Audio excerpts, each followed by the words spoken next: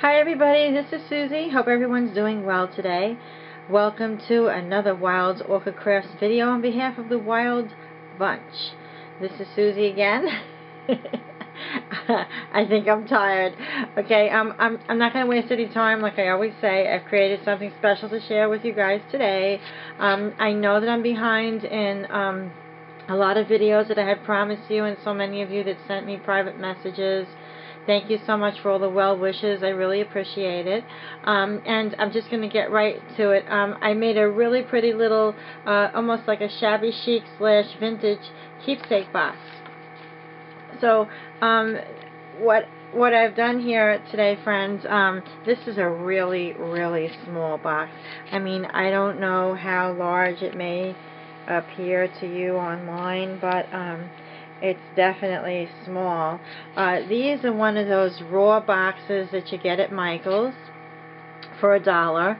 And I think this one was on sale for something like 89 cents. There was a little crack there.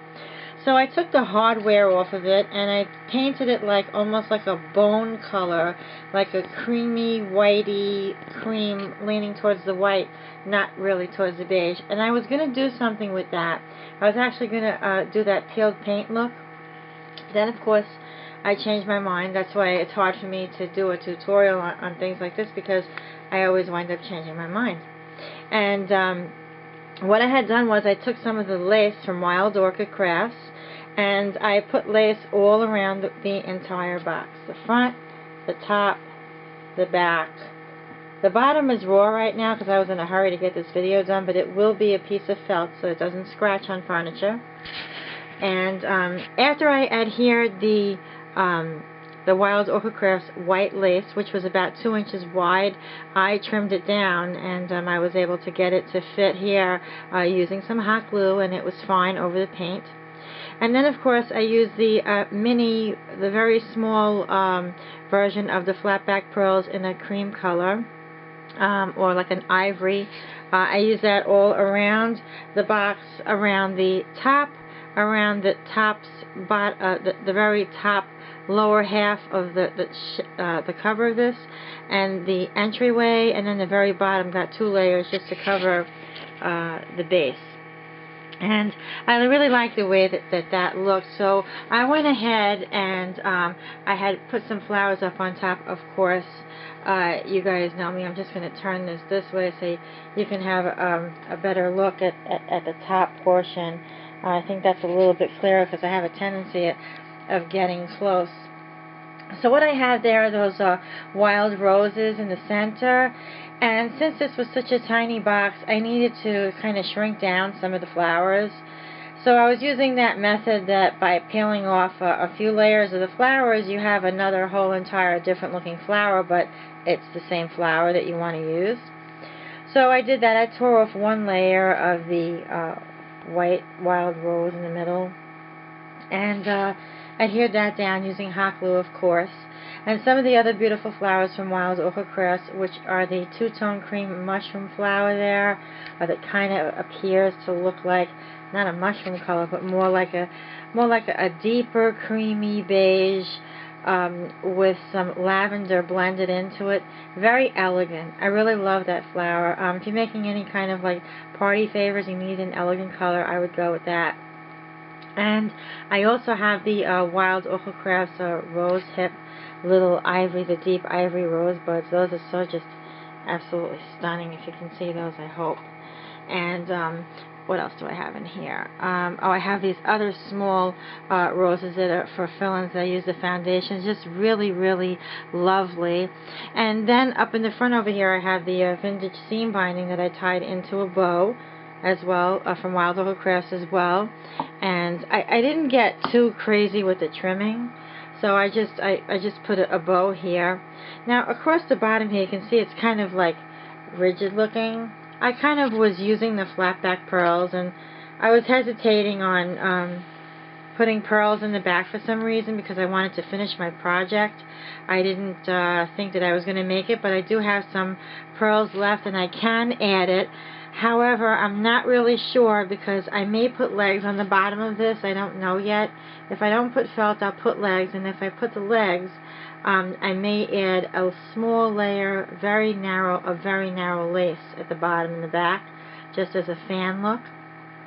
It'll be very pretty. I've done it previously, and as you can see, when I took the hardware off of here and I put it back on, and I accidentally cut a little piece of lace off there, so that looks a little sloppy. I was going to put a flower or a bow there, but it's, you know, it's handmade, so people understand. And I've also added on some of these beautiful gems, those flat rhinestones that I just love to use in my projects. You can get a bag of those at Michael's for like $15. And all the other pearls come on a strand, and you can get those as well as at your local craft store. All of them carry it. And so that's basically it for the outside. And the inside of the box, simply just, again, taking the hardware off and painting the inside. You can certainly do this with paper. I've made these with the Mod Podge a million times, adding paper on the inside and outside of the box, but again, it wasn't the way I wanted to go. I wanted to use paint by itself, and then I wound up using fabric. So that looks nice and clean inside. A cute little keepsake box. You can make one of these and give it to anyone. Put your gift in there, your Valentine's gift. If you bought your honey a watch or a bracelet or a ring, you know, wrap it up in some pretty little paper and put it in there. And even if you don't buy anything, or you really can't do it right now, or your honey doesn't need anything, whether it's a woman or a man, whoever it might be for, your mom, your friend, whatever, you can make one of these and just put like a pretty little note in there, and you're done. I love you. That's all it takes. Okay, so back to the box, and see, it simply closes and you don't see anything. The bow is there and it looks really pretty, and I'm rambling, which I didn't want to do, but I hope you don't hear that humming sound. It's a machine that I have in my room, and it needs to be cleaned. I believe that the fan may have something on it. So anyway, I just wanted to share this with you today. I was kind of excited. I really liked the way it looked. It was a lot of fun to make, and I hope you all are doing well out there. You can find photos of this and more on my blog at suziecrafter10.blogspot.com. And Wild Orchid Crafts also has their website, wildorchidcrafts.com, and you can not only shop in the U.S., but you can basically shop all over. Again, wildorchidcrafts.com. Wild Orchid Crafts also has a Facebook page, which you can find on my Facebook page or at the drop-down box below this video. Just click on it, it'll take you right there. As long as you have a Facebook account, you can go over there and check out many videos that other talented crafters have made that are on the design team for Wild Orchid Crafts.